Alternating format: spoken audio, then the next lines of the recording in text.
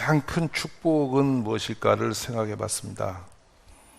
돈을 무지 많이 버는 거, 남들이 부러워할 만큼 재력을 갖고 있는 거, 아니면 세상의 권력을 가지고 있는 거, 남다른 두뇌와 지혜가 있어서 더 많은 것을 알고 뚫고 나가는 거, 그것도 복이 있는 일이고 또 행복한 조건이 될 수도 있다고 생각이 듭니다. 남다른 건강이 있고 남다른 미모가 있고 남다른 것들을 많이 가지고 있으면 뽐낼 것이 많아서 좋을 수 있습니다.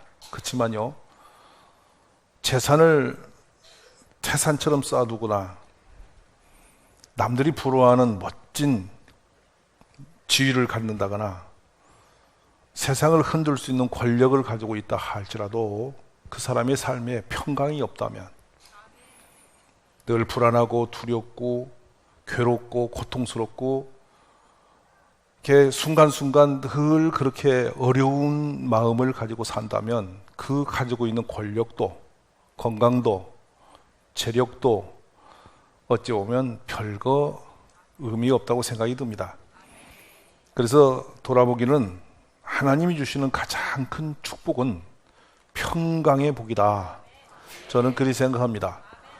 다 가지고 있더라도 이 몸의 건강의 불안에 떨어서 그 건강 때문에 늘 공포심에 갖고 있다면 불행한 사람이고, 재산을 가지고 있더라도 늘 마음이 아프고 상처가 있고 또 불안하고 두렵다면 그것도 의미가 없지 않느냐. 사도 바울은 지금 전심으로 로마 교인들을 사랑하는 마음으로 말씀을 전한 다음에 마지막 인사에 참 기가 막힌 말씀을 주셔요. 저는 이 말씀을 오늘 묵상하면서 형식적으로 대충 그냥 이렇게 인사치레로 지쳐가는 말씀은 아니었을 것이다. 바울 사도는 그렇게 형식적으로 이렇게 스쳐가는 분은 절대 아닐 것이다. 그렇다면 바울 사도는 지금 로마 교인들에게 하나님이 어떤 하나님이냐를 설명하고 있는데 평강의 하나님이다. 하나님의 또 하나의 그 하나님의 성품을 보면 사랑, 그 다음에 평강, 은혜, 진리, 이러한 이름들이 있는데 지금 바울 사도는 로마 교인들을 향해서 평강의 하나님께서, 이 말씀은 로마 교인들이 당대에 많은 어려움이 있었죠. 핍박 시대에 살고 있었는데 그 교인들에게 평강의 하나님이 계시기를 빌고 있는 것이죠. 이 말씀을 전하면서 이제 저는 나름대로 우리 교인들에게 만약 제가 목사로서 전심으로 한마디로 인사를 가름한다 하면, 작별 인사를 한다면 어떤 말씀할 수 있을까를 생각해 봤어요. 만약에 여러분이 여러분의 자녀를 앞에 놓고 마지막 유언으로 한마디만 인사를 한다면 무슨 말을 할 수 있을까? 그래서 이렇게 할 수 있을까요? 돈 많이 벌어라. 그럴 것 같습니까? 아니면 너는 한 1000년 살아라. 이런 것도 될까요? 가장 그 가슴에 품은 가장 좋은 것을 마지막 선물로 인사 속에 담아주고 싶지 않겠어요? 그때 바울 사도는 지금 그 하나님이 어떤 하나님이냐, 너희가 믿고 있는 그 하나님이 너희 가운데 평강으로 함께 하시기를 원한다, 이렇게 했는데, 저는 나름 이 말씀을 묵상하면서 그런 생각을 해본 거예요. 만약 내가 우리 교인들에게 인사를 한다면 무슨 인사를 할까? 별다른 인사가 또 있겠나? 저는 이렇게 했어요. 성령 충만한 사람이 되기를 원합니다. 그게 그 얘기인데요. 돌아가도 그 얘기인데, 성령이 충만은 뭡니까? 하나님이 여러분 가운데 계시기를 원한다. 그보다 더 멋진 삶은 없겠다라는 생각이 들었어요. 오늘 밤에 이 말씀이 우리 안에 그대로 역사하시기를 원합니다. 평강의 하나님께서 이 자리에 계신 여러분에게 늘 어떤 상황이 온다 할지라도 평강의 역사로 임하시기를 저는 원하는 것입니다. 바울 사도의 삶을 돌아보면 예수 그리스도 때문에 평강이 없는 사람이었습니다. 오히려 예수님 때문에 험한 길을 걸었고 너무도 무서운 고난의 길을 걸었는데요, 자신의 삶을 고린도서 11장 23절에 소개합니다. 그들이 그리스도 일꾼이야 정신없는 말 하거니와 나는 더욱 그러하도다. 내가 수고를 넘치도록 했다. 누구 때문에 수고했나요? 예수님 때문에 수고했는데 넘치도록 수고했다는 것은 분에 지나치게 힘에 버거움 넘어서 나는 열심으로 수고했다라는 얘기죠. 고생했다는 말씀입니다. 매를 맞았는데 수도 없이 맞고 여러 번 죽을 뻔했다. 이거는 보통 심각한 일이 아니죠. 죽을 뻔했다는 것은 이게 이제 딱 이제 죽는구나 하는 데까지 끌려간 걸 얘기하신 거예요. 또 하나는 매를 맞았는데 그냥 맞는 게 수없이 맞아요. 어릴 때 맞는 매는 어리서 철없어서 사고 쳐서 맞을 수 있어요. 교육적으로 맞을 수 있어요. 그러나 나이 들어 매 맞는 것은 이건 보통 일이 아니에요. 오늘 밤 여러분 여기 불러나와서 예수 잘못 믿었다고 매를 매면 어쩌겠어요? 한번 상상해 보세요. 그리고 엉덩이를 까발려 놓고 그냥 여러분 이런 몽둥이로 막 억슬이 나도록 다 죽도록 이렇게 39대씩 때려가지고 여러분 보고 집에 가라고 하면 절뚝절뚝하면서 숨쉬고 골병이 들어 집에 가면서 어떤 생각을 할 것 같아? 예수 믿는 것 때문에. 그것도 만천한 사람 보는 앞에서 그런 모욕적인 몰매를 맞았을 때 얼마나 마음이 슬프고 비참했겠어요. 그런데 바울은 이런 일들을, 고난한 일들을 당하고도 그것을 슬퍼하거나 부끄러워 여기지 않았어요.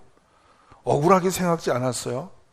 되게 이런 일들을 자랑스러이 여기고 있는 것입니다. 그러면서 말을 이어갑니다. 내가 예수님 때문에 매를 맞았고, 예수님 때문에 위험을 당했고, 예수님 때문에 죽을 뻔했고, 예수님 때문에 모욕을 당했다. 그러면서 유대인들에게 40에서 하나 감한 매를 5번 맞았다. 40에 하나 감한 매는 39대 때린 거예요. 왜냐하면 그 당시 법이 40대를 맞는 것이 맞는데 때리는 사람이 막 하나 둘 셋 넷 때리다 보니까 깜빡 잊어버리고 41대 때려. 41대 때리면 지가 되로 40대 맞아야 돼.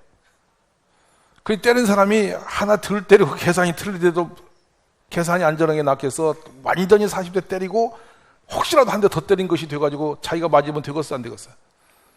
그러니까 몇 때리는 사람이 지혜로운 거야. 잘못 헤아려도 하나를 덜 때리고 나면 혹시 계산이 틀려도 저기 5번은 안 할 거다 싶으니까 39대를 때린 거라고. 그걸 지금 바울은 몇 번 맞았냐면 5번 맞았다.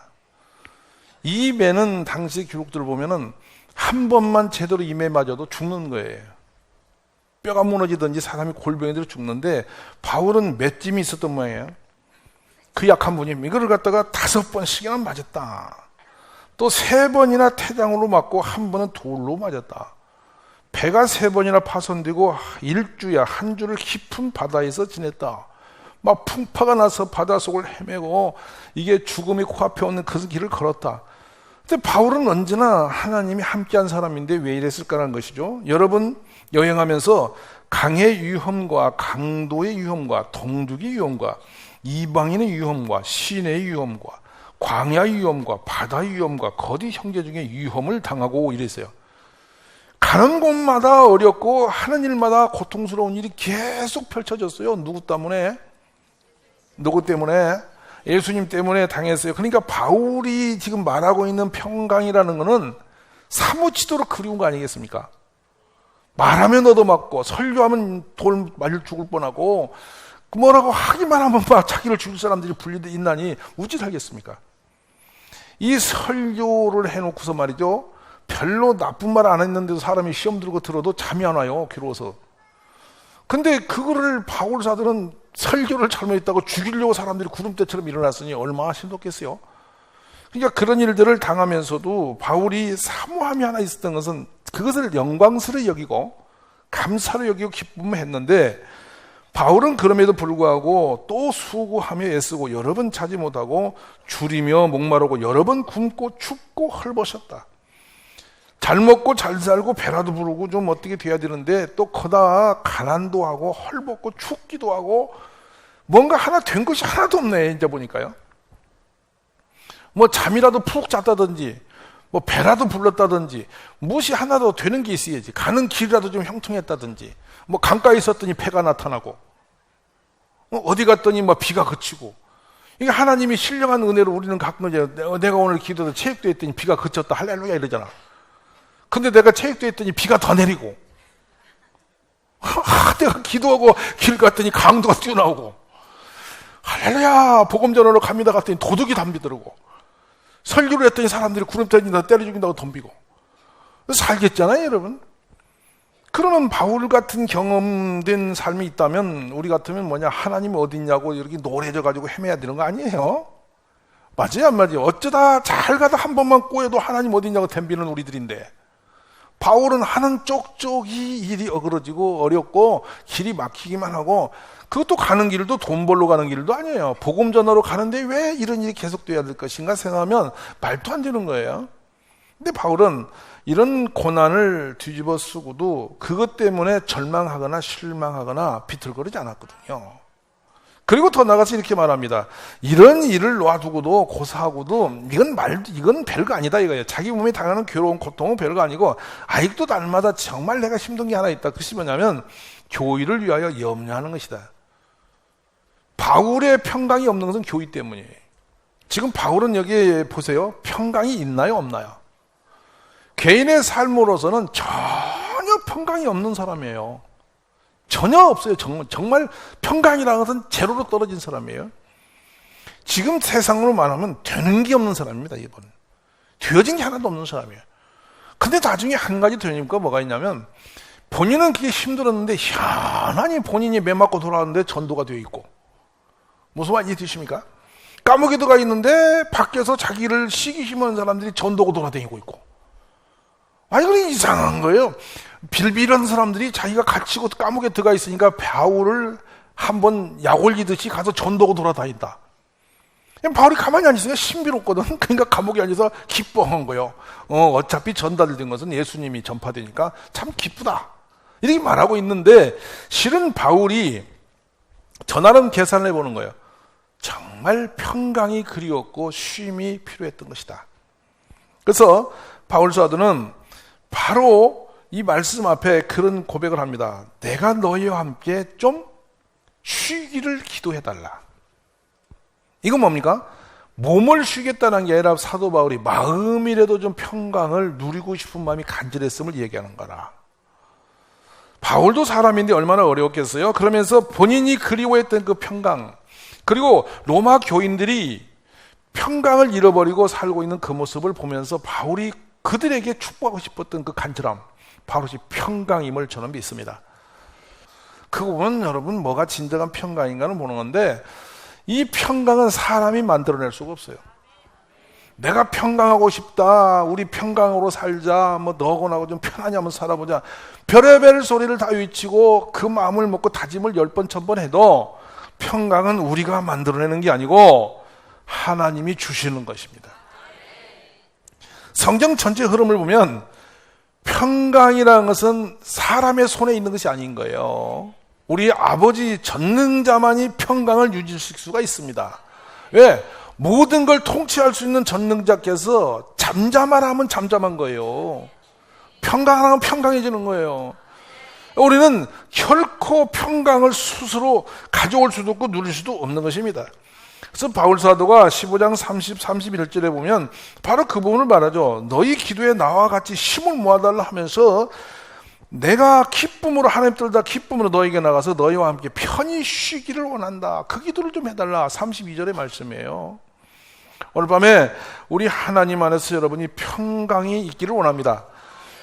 그러면 그 하나님의 평강이 어떻게 오시느냐, 어떻게 평강이 있느냐는 것인데요, 이 본문을 보면 참 은혜로운 말씀이 있죠.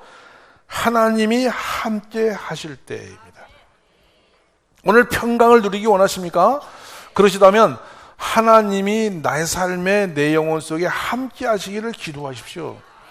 그 사람만이 평강이 있습니다. 주님이 함께한 사람은 뭐냐면 두려움이 없고 걱정이 없습니다. 근심이 없습니다. 까짓것 이거예요. 까짓것. 얼마나 신비로운지 모르겠습니다. 얼마나 좋은지 모르겠어요. 하나님께서 나와 함께 하신다.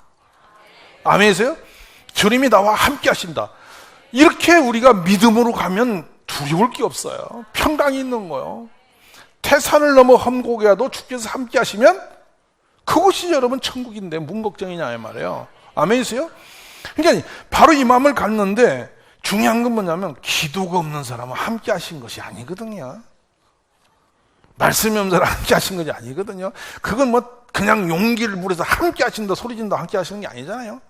우리 하나님이 진짜 오셔서 함께 계실 때 느껴지는 함께가 있거든요. 우리가 그런 축복이 있기를 원합니다. 창세기로부터 이어지는 성경에 하나님이 함께 하시는 사람의 그 복된 길들이 많이 나와요. 어느 것 세상 것 다 사라지고 다 없어지고 다 무너지고 다 깡그리 없어져도 하나님이 함께 하시면 진정한 평강이 있고 그 사람은 진정한 승리자입니다. 그보다 더 만족된 게 없어요. 왜냐하면 이 우주 만물이 다 누구 손에냐면 하나님 손에 있습니다.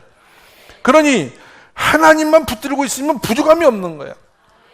이게 축복이라고 저는 확신하는 사람이에요. 오늘 우리 가운데 평강의 하나님이 우리 가운데 함께 하시기를 원합니다. 우리들 가정에 함께 하시기 원하며 교회에 함께 하시기를 간절히 원합니다. 그러니까 창세기 6장 3절에 보면 여러분이 잘 기억하십시오. 6장에 가면 뭐가 나오는 곳입니까? 노아의 홍수가 오는 장면 아닙니까? 근데 거기서 여호와께서 이러시 나의 영이 영원히 사람과 함께하지 아니할 것이다. 그것으로 노아의 홍수에 재앙이 들어오는 겁니다. 하나님이 떠난 사람보다 불행한 사람은 없어요. 그래서 항상 우리가 마음으로 간절하게 고대하고 그리워할 것은 뭐냐? 하나님이시여 제 안에 계시옵소서. 나와 함께하여 주옵소서. 이런 고백과 믿음으로 달려가시기를 원합니다. 보라 내 언약이 너와 함께 있으니 너는 여러 민족의 아버지가 될지라. 언약의 말씀이 너와 함께 있으니 너는 열국의 아비가 된다. 창세기 10장 4절에 아브라함의 축복입니다. 즉 하나님이 함께하는 곳은 어디냐? 기도하는 성령의 사람, 하나님의 말씀이 그 안에 역사하고 있는 사람이 하나님 함께하는 사람이에요. 우리가 그런 은혜가 있기를 원합니다. 창세기 21장에 가서 아비멜렉과 군대 장관이 비굴의 아브라함에게 말하여 이르되 너가 무슨 일을 하든지 하나님이 너와 함께 계시도다. 이거는 본인도 고백할 뿐만 아니라 주변의 객관적인 사람이 볼 때도 하나님이 함께한 사람, 그런 영광이 있기를 간절히 축원합니다. 더욱더 감사한 것은 이삭이 마찬가지로 기근이 온 나라에 극심했을 때입니다. 흉년이 들어서 아브라함 위로 그런 흉년이 없었죠. 근데 그가 애굽으로 내려가려고 합니다. 왜? 애굽하면 당대 가장 부유한 땅이죠. 나일강은 기근이 왔지라도 물이 풍성해서 메마르지 않는 곳이에요. 그러니까 중동 지방의 모든 사람은 가장 어려울 때 어디를 연상하냐면 나일강을 고민하며 가는 거죠. 그런 마음을 이삭이 가지고 그쪽으로 가려고 할 때 하나님이 직접 와서 말씀합니다. 애굽으로 내려가지 말고 내가 내게 지시한 땅에 거주하라. 그 땅에 머물러 있으면 내가 너와 함께 있습니다.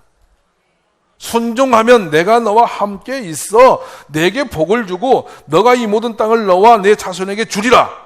내가 내 아버지 아브라함에게 맹세한 것을 이루어 내 자손을 하늘의 별과 같이 변성케 하며 내 이 모든 땅을 내 자손에게 주르니 내 자손으로 말미암아 천하 만민이 복을 받으리라. 믿습니까? 하나님이 함께 하시면 뭐가 온다는 겁니까? 만민 위에 머리가 되고 하늘의 복이 쏟아부어진다는 거예요. 이 놀라운 은혜가 지금 이삭에게 임하신 말씀이었고 이삭은 그와 같은 길을 걸어갑니다. 너무도 감사한 것은 이 하나님이 함께 할 때 일어나는 기적을 뭐라고 하냐면 창세기 10장 5절에 이는 아브라함이 내 말을 순종하고 내 명령과 내 계명과 내 율례와 내 법들을 지켰습니다. 함께하는 사람은 왜 함께했냐 조건을 여기서 말씀하시는 겁니다. 그냥 막연하게 함께 하시는 게 아니고 내 명령을 내 말을 순종하고 내 명령과 계명과 율례와 내 법들을 지켰더라는 거예요. 그러므로 그와 내가 함께하고 있었다는 것입니다. 창세기 6장에 가서도 내가 너와 함께해서 내게 복을 주어 내 자손이 번성케 하리라. 끝없이 하나님이 쓰신 사람들에게는 함께하겠다 함께했다는 이야기를 계속하고 계세요. 자, 그럼 여기서 한 가지 중요한 부분을 우리가 생각할 게 있어요. 하나님이 함께하지 않는 사람은 죄 짓는 사람을 떠나는 것인 거예요. 범죄자, 하나님께 불순종하는 자, 하나님을 인정하지 않는 자, 육신대로 교만 떠는 사람, 하나님이 버리는 사람이에요. 그래서 하나님이 나와 함께 하시고 떠나지 않도록 하기 위해서 우리는 기도를 하는 것이며 자신을 부인하는 것이며 늘 우리가 겸손하게 살려고 몸부림하는 것입니다. 여러분, 말씀을 위해 늘 가슴에 품냐면 하나님이 네 말씀 속에 계시기 때문에 말씀 품기를 기뻐하는 것이에요. 우리 가족들이 그런 하나님의 사람들이 되시기를 간절히 원합니다. 요셉이란 분이 하나님과 함께 하시는 건 잘 아실 것입니다. 간수장은 그의 손에 맡긴 것을 무엇이든지 살펴보지 아니하였으니 이는 여호와께서 요셉과 함께 하심이라. 여호와께서 그를 범사에 형통케 하셨더라. 막힌 곳에서 길이 열리는 사람이에요. 답이 없는 곳에서 답을 얻는 사람이라고요. 메마른 땅에서 물이 나는 사람이에요. 사막에도 길이 열리는 사람이라고요. 왜 그렇습니까? 하나님이 함께 하시는 사람. 그래서 생각합니다. 누가 무슨 말 할지라도 어떤 천하것을 다 준다 할지라도 하나님이 함께 하시는 축복보다 더 복된 일은 없을 것이다. 여러분의 자녀들이 험한 세상에 나가서 어디서 무슨 일을 할지라도 하나님이 함께 한다면 거기는 기적이 있어요. 그 애는 어디 가든지 안전한 자예요. 왜냐하면 전능자의 손에 있는 것보다 안전한 곳이 없습니다. 구름기둥 불기둥 아래 하나님이 지켜주심으로 그들은 먹을 거, 입을 거, 씻는 것에 고민거리가 전혀 없어요. 질병의 문제도 없었어요. 하나님이 함께 하시면 가장 안전한 길이 있는 것이에요. 오늘 우리 마음 깊이 하나님이 함께 하심을 사모하고 기도하는 가족들이 다 되시기 원합니다. 창세기 41장에 가서 30절에 보면 바로와 그의 모든 신하가 이를 좋게 여긴다. 바로가 그의 신하들에게 이르되 이와 같이 하나님의 영에 감동된 사람을 우리가 어찌 찾을 수 있으리요. 그러면서 주신 내용이 있죠. 요셉에게 이르되 하나님이 모든 것을 내게 보이셨으니 너와 같이 명철하고 지혜 있는 자가 없다. 하나님이 함께 하심으로 당대의 그의 지혜로움과 명철함을 따라갈 자가 없었다는 것이죠. 그러면서 너는 내 집을 다스리라. 내 백성이 다 내 명령에 복종하리니 내가 너보다 높은 것은 내 왕자뿐이다. 임금이 천하 가장 많은 걸 가진 권세에 있던 바로 임금이 임금짜리 말고 모든 건 내 손에 맡긴다. 하나님이 함께 하시는 사람에게 임하는 축복임을 확신합니다. 오늘 우리 가족이 이 말씀 곁에 있기를 간절히 원합니다. 평강의 하나님이 여러분과 항상 함께하는 그런 믿음의 역사를 품고 달려가는 가족이 되시기를 원합니다. 여호수아서에서 이 장면은 늘 어려울 때마다 제가 붙들고 기도하면서 보는 말씀인데요. 이 고백을 그대로 하는 겁니다. 뭐라고 하시니까 너의 평생에 너를 등이 대적할 자가 없으리니 나를 이길 자가 없고 대할 자가 없다는 겁니다. 나가면 이긴다는 겁니다. 내가 모세와 함께 있었던 것과 같이 너와 함께 있을 것이니라. 아멘이십니까? 얼마나 놀라운 은혜입니까? 모세와 함께 있었던 같이 내가 너와 함께 있다. 내가 너를 떠나지 아니하며 버리지 아니하리니 강하고 담대하라. 너는 내가 그들의 조상에게 맹세하여 그들에게 주려 한 땅을 네 백성에게 차지하게 하리라. 이 땅을 전부 다 내 손에 옮겨주게 하리라. 얼마나 감동이고 얼마나 놀랍습니까? 우리 가족들이 그런 하나님이 함께 하시며 축복된 길을 걸어가기를 원합니다. 세상 환경은 문제 안 됩니다. 어떤 조건도 문제 안 됩니다. 하나님이 함께 하시면 되는 것입니다. 그런 기적의 용사들이 다 되시기를 예수의 이름으로 간절히 축복합니다. 안전지대는 거의 없습니다, 여러분. 세상은 거의 없어요. 근데 우리 주님이 지켜주시면 불 가운데도 물 가운데도 안전한 것입니다. 이것이 믿음의 사람이 갖고 있는 축복이죠. 오늘 그랄 땅에 기근이 들어 세상 사람이 다 산천초목이 더 말라져도 이삭은 형통했고 온 세상이 다 먹을 게 없어도 다 세상에 씨를 말려도 아브라함에게 선 곳은 하나님이 기름을 부으셨어요. 세상에서 말할 수 없는 300의 용사, 소수의 용사를 데리고 미디안의 대군대와 전투를 붙을 때도 하나님이 기드온과 함께 하심으로 능히 이겨냈다 이 말이에요. 오늘 기도하면서 우리가 사모하며 마음에 품을 것은 주여 평강의 하나님께서 나와 함께 하시기를 원합니다. 예수 믿는 축복이 뭡니까? 예수 믿는 재미가 뭡니까? 우리 전능자 하나님께서 그 안에서 나를 지켜주심이고 나를 인도해 주심이 있기 때문이에요.